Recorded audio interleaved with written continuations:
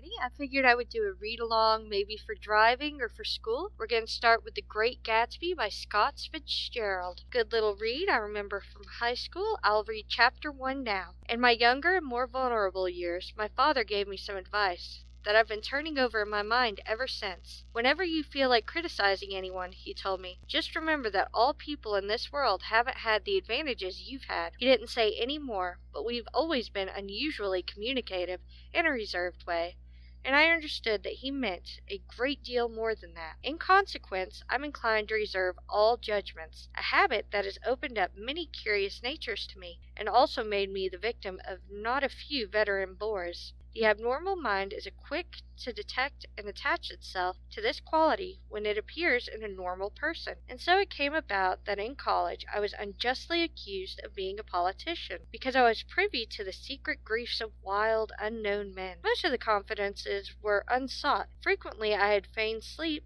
preoccupation, or a hostile levity when I realized by some unmistakable sign that an intimate revelation was quivering on the horizon. For the intimate revelations of a young man, or at least the terms in which they express them, are usually plagiaristic and marred by obvious suppressions. Reserving judgment is a matter of infinite hope. I am still a little afraid of missing something if I forget that, as my father snobbishly suggested, and I snobbishly repeat, a sense of the fundamental decencies is parceled out unequally at birth, and after boasting this way of my tolerance, I come to the admission that it has a limit. Conduct may be founded on the hard rock or the wet marshes, but after a certain point I don't care what it's founded on. When I came back from the East last autumn, I felt that I wanted the world to be in uniform, and at a sort of moral attention forever. I wanted no more riotous excursions with privileged glimpses into the human heart. Only Gatsby, the man who gives his name to this book,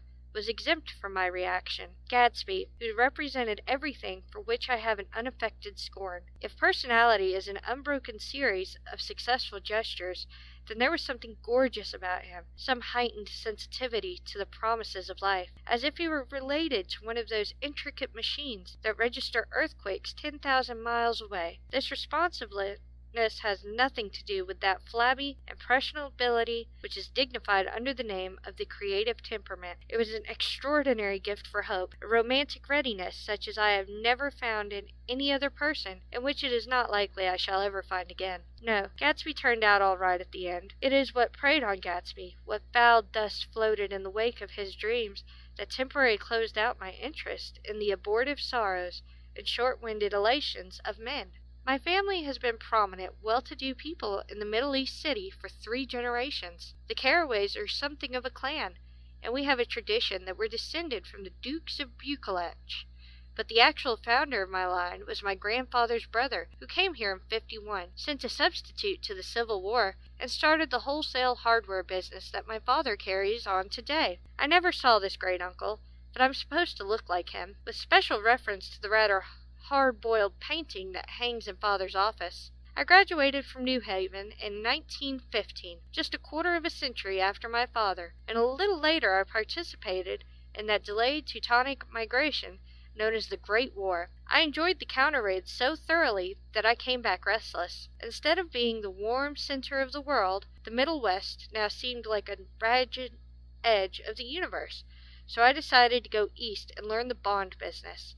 Everybody I knew was in the bond business, so I suppose it could support one more single man. All my aunts and uncles talked it over as if they were choosing a prep school for me, and finally said, well, yes, with a very grave, hesitant face. Father agreed to finance me for a year. After various delays I came east, permanently I thought, in the spring of '22. The practical thing was to find rooms in the city, but it was a warm season, and I had just left a country of wide lawns and friendly trees. So when a young man at the office suggested that we take a house together in the commuting town, it sounded like a great idea. He found the house, a weather-beaten cardboard bungalow at $80 a month, but the last minute the firm ordered him to Washington, and I went out to the country alone. I had a dog. At least I had him for a few days until he ran away, and an old Dodge, and a Finnish woman, who had made my bed and cooked breakfast, and muttered Finnish wisdom to herself over the electric stove. It was lonely for a day or so until one morning some man, more recently arrived than I, stopped me on the road. "How do you get to West Egg Village?" he asked helplessly. I told him, and I walked on. I was lonely no longer. I was a guide, a pathfinder, and an original settler. He had casually conferred on me the freedom of the neighborhood. And with such the sunshine and the great burst of leaves growing on the trees, just as things grow in fast movies, I had that familiar conviction that life was beginning over again with the summer. There was so much to read, for one thing, and so much fine health to be pulled down out of the young, breath-giving air. I bought a dozen volumes on banking and credit and investment securities, and they stood on my shelf in red and gold like new money from the mint, promising to unfold the shining secrets that only Midas and Morgan and Marcius knew, and I had the high intention of reading many other books besides. I was rather literary in college. One year I wrote a series of very solemn and obvious editorials for the Yale News, and now I was going to bring back all such things into my life and become again that most limited of all specialists, the well-rounded man. This isn't just an epigram. Life is much more successfully looked at from a single window, after all. It was a matter of chance that I should have rented a house in one of the strangest communities in North America. It was on the slender, riotous island which extends itself due east of New York, and where there are, among other natural curiosities, two unusual formations of land. 20 miles from the city, a pair of enormous eggs, identical in contour and separated only by a courtesy bay, just out into the most domesticated body of salt water in the Western Hemisphere, the great wet barnyard of Long Island Sound. They are not perfect ovals, like the egg in the Columbus story. They are both crushed flat at the contact end, but their physical resemblance must be a source of perpetual confusion to the gulls that fly overhead. To the wingless, a more arresting phenomenon is their dissimilarity in every particular except shape and size. I live at West Egg, the less fashionable of the two, though this is a most superficial tag to express the bizarre and not a little sinister contrast between them. My house was at the very tip of the egg, only 50 yards from the Sound, and squeezed between two huge places that rented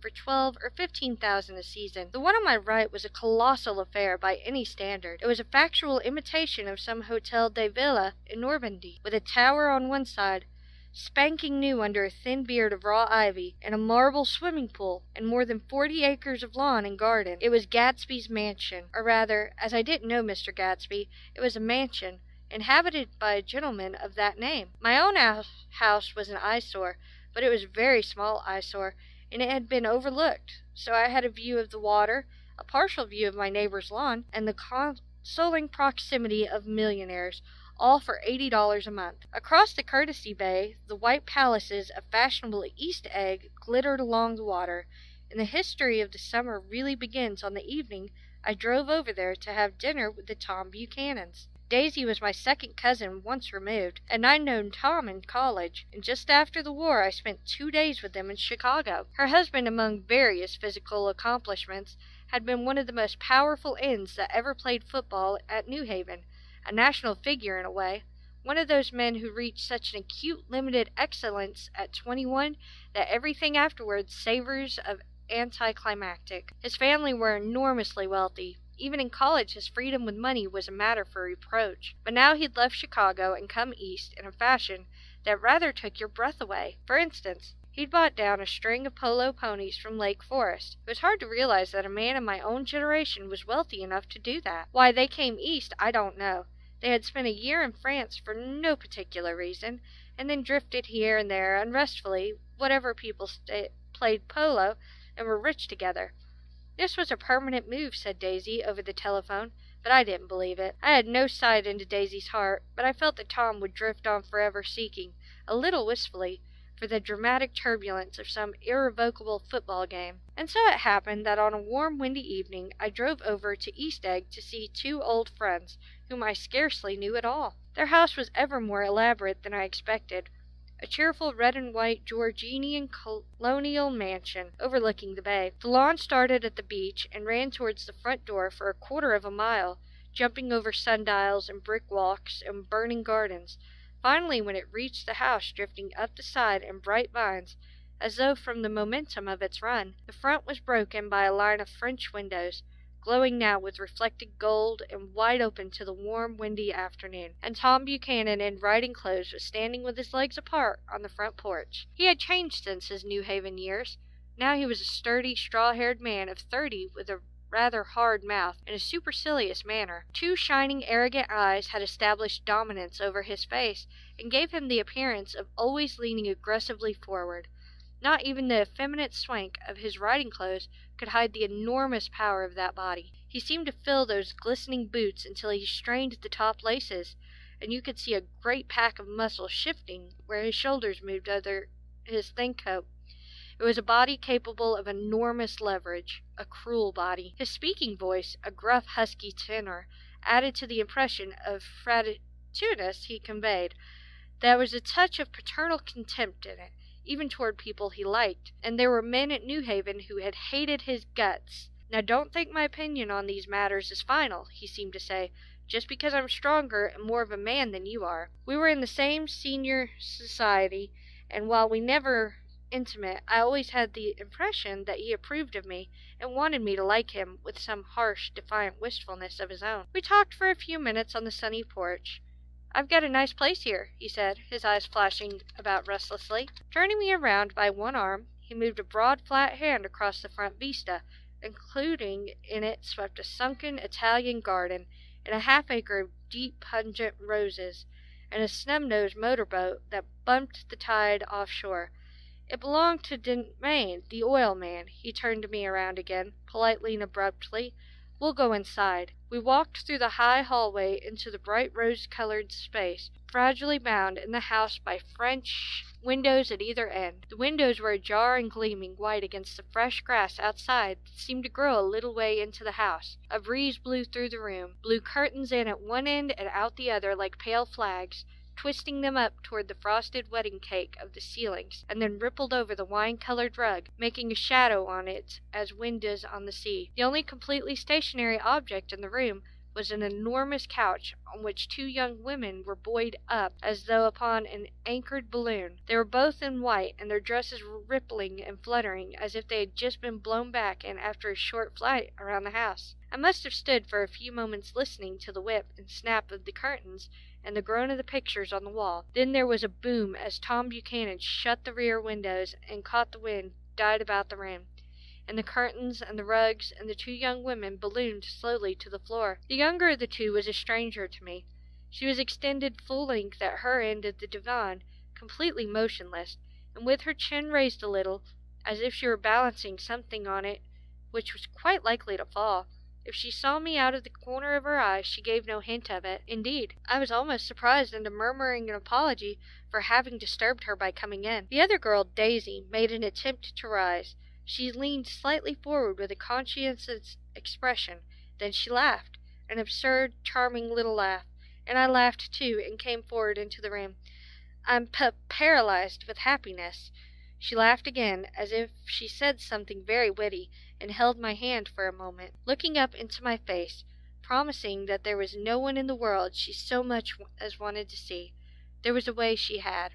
She hinted in a murmur that the surname of the balancing girl was Baker. I've heard it said that Daisy's murmur was only to make people lean toward her, an irrelevant criticism that made it no less charming. At any rate, Miss Baker's lips fluttered.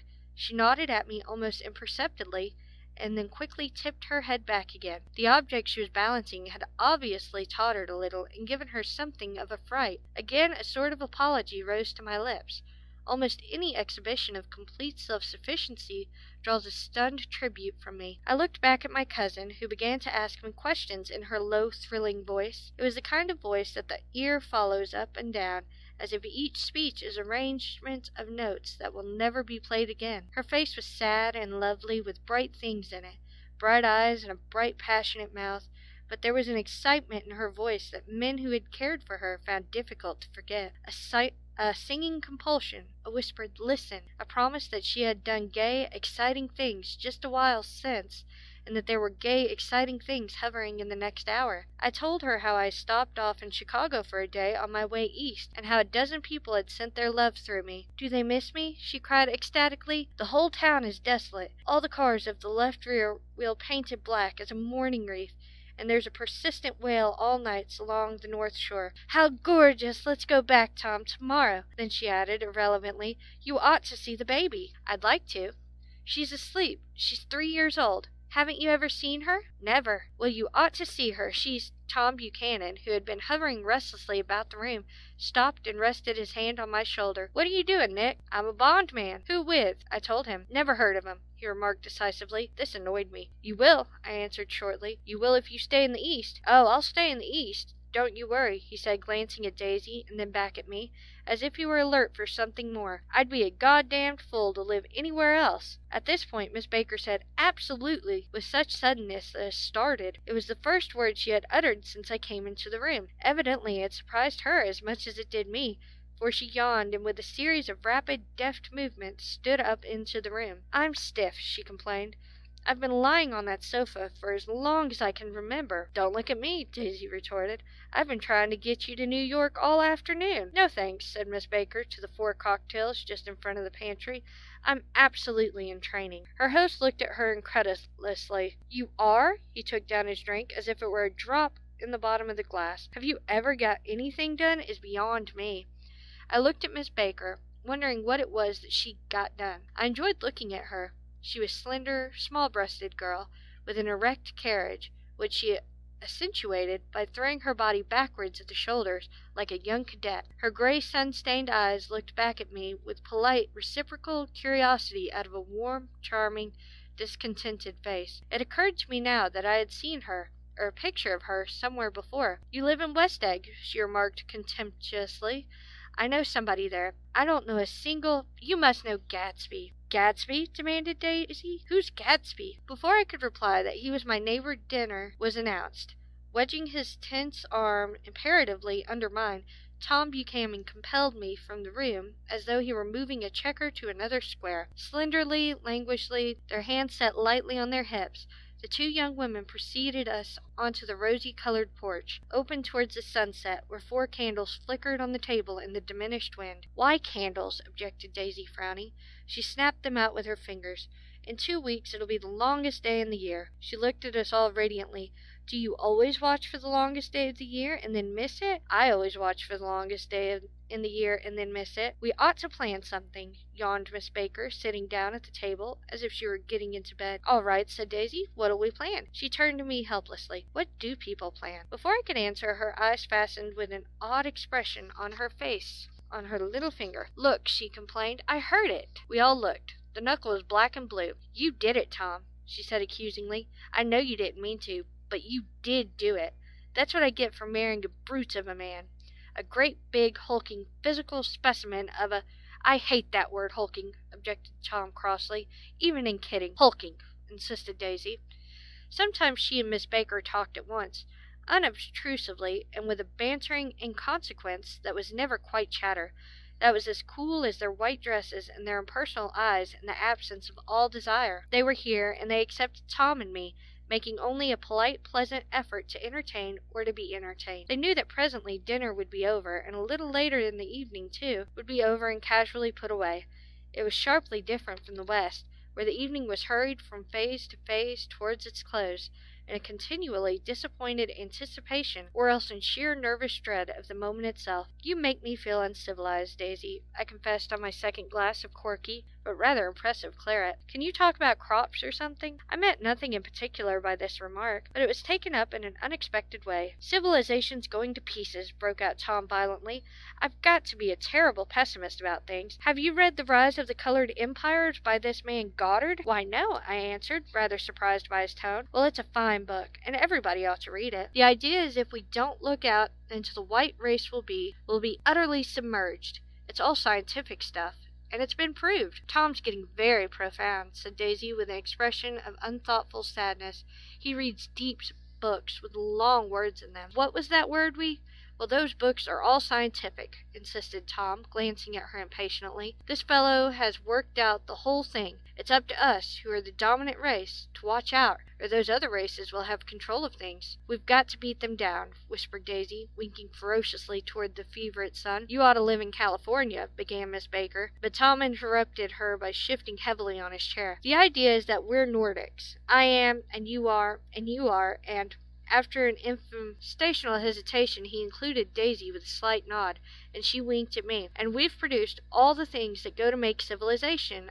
Oh, science and art, and all that. Do you see?" There was something pathetic in his concentration, as if his compliancy, more acute than of old, was not enough for him any more. When, almost immediately, the telephone rang inside, and the butler left the porch, Daisy seized upon the momentary interruption, and leaned towards me. "I'll tell you a family secret," she whispered enthusiastically.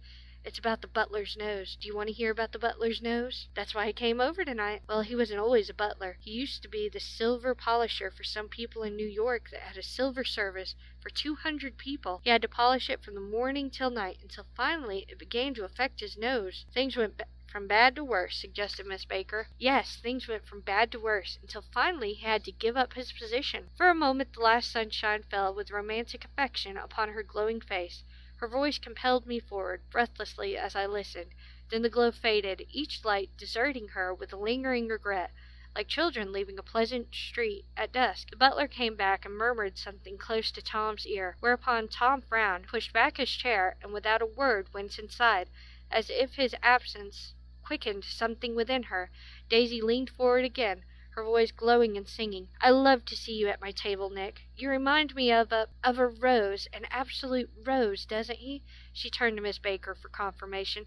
"An absolute rose?" This was untrue. I'm not even faintly like a rose. She was only extemporizing, but a stirring warmth flowed from her, as if her heart was trying to come out to you, concealed in one of those breathless, thrilling words. Then suddenly she threw her napkin on the table and excused herself and went into the house. Miss Baker and I exchanged a short glance, consciously devoid of meaning.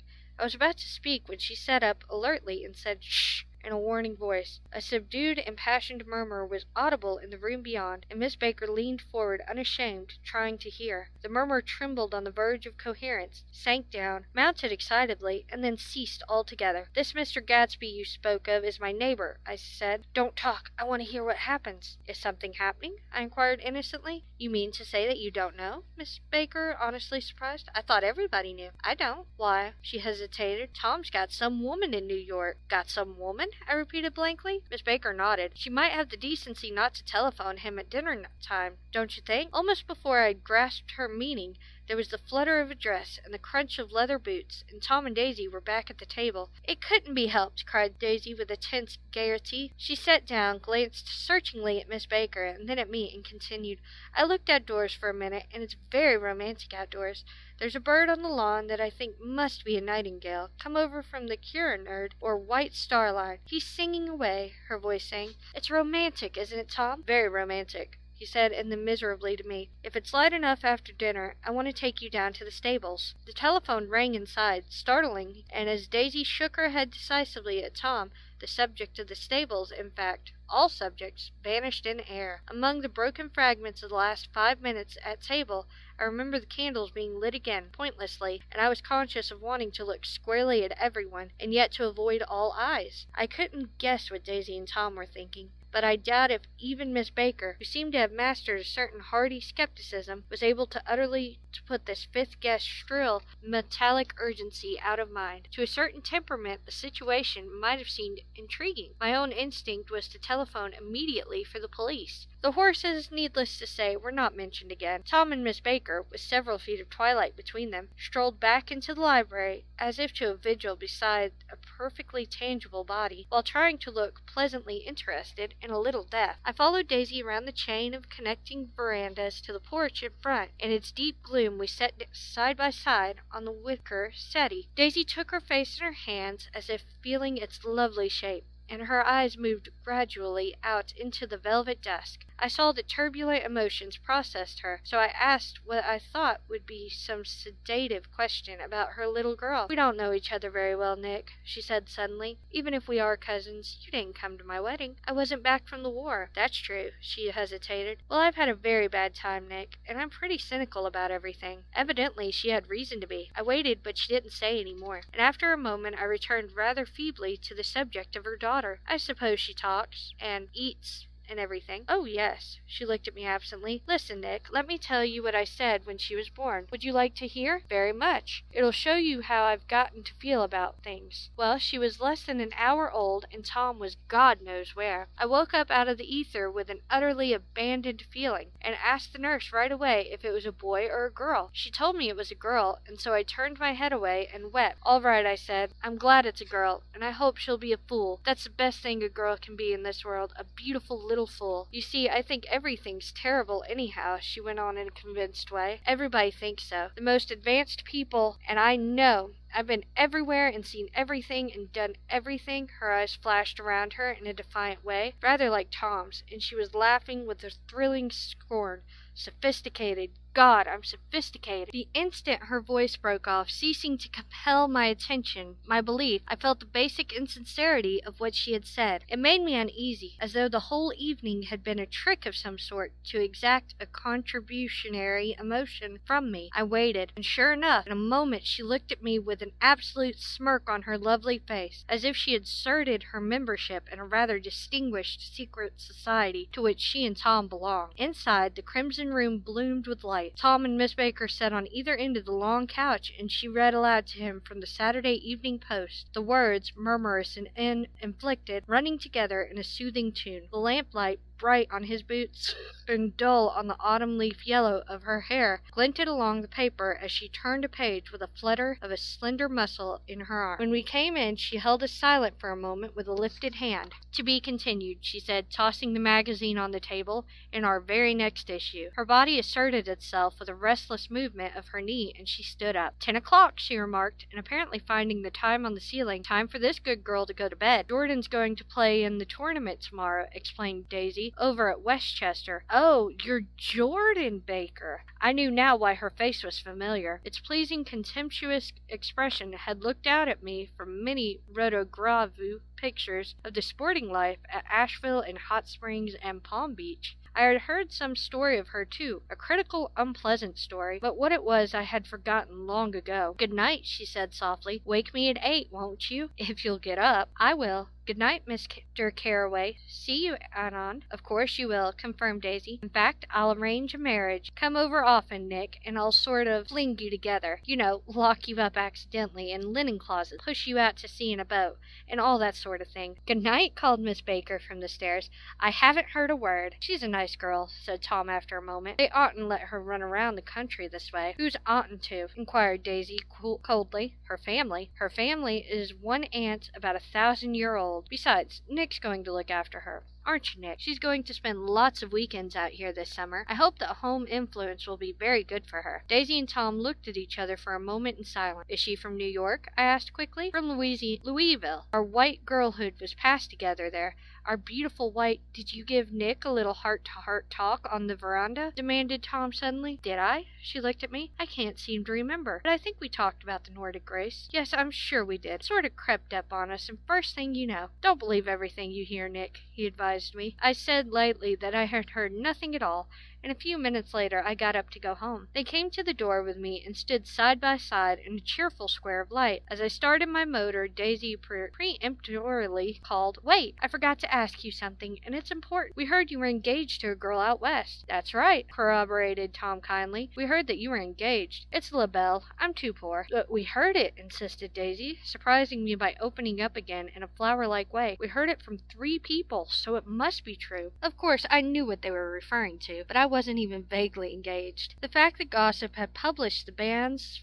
was one of the reasons I had come east. You can't stop going with the old friend on account of rumors, and on the other hand, I had no intention of being rumored into marriage. Their interest rather touched me and made them less remotely rich. Nevertheless, I was confused and a little disgusted as I drove away. It seemed to me that the thing for Daisy to do was to rush out of the house, child in arms, but apparently there were no such intentions in her head. As for Tom, the fact that he had some women up in New York was really less surprising than that he had been depressed by a book. Something was making him nibble on the edge of stale ideas, as if his sturdy physical egotism no longer nourished his peremptory heart. Already it was deep summer on the roadhouse roofs, and in front of wayside garages where new red gas pumps set out pools of light, and when I reached my estate at West Egg, I ran the car under its shed and sat for a while on the abandoned grass roller in the yard. The wind had blown off, leaving a loud, bright night, with wings beating in the trees and a persistent organ sound as the full bellows of the earth blew the frogs full of life. The silhouette of a moving cat wavered across the moonlight, and turning my head to watch it, I saw that I was not alone. 50 feet away, a figure had emerged from the shadow of my neighbor's mansion, and was standing with his hands in his pockets, regarding the silver pepper of the stars. Something in his leisurely movements and the secure position of his feet upon the lawn suggested that it was Mr. Gatsby himself, come out to determine what share was his out of our local heavens. I decided to call to him. Miss Baker had mentioned him at dinner, and that would do for an introduction, but I didn't call for him, for he gave a sudden intimation that he was content to be alone. He stretched out his arms toward the dark water in a curious way, and far as I was from him, I could have sworn he was trembling. Involuntarily, I glanced seaward, and distinguished nothing except a single green light, minute and far away, that might have been the end of a dock. When I looked once more for Gatsby, he had vanished, and I was alone again in the unique dark. Alright, that was chapter 1. It was mostly introductions to Nick and the settings. He explained his own situation, that he'd moved from the Midwest to West Egg, and then you get the introduction for everyone else. And as far as the setting goes, it's after World War I. I'll get chapter 2 next time, and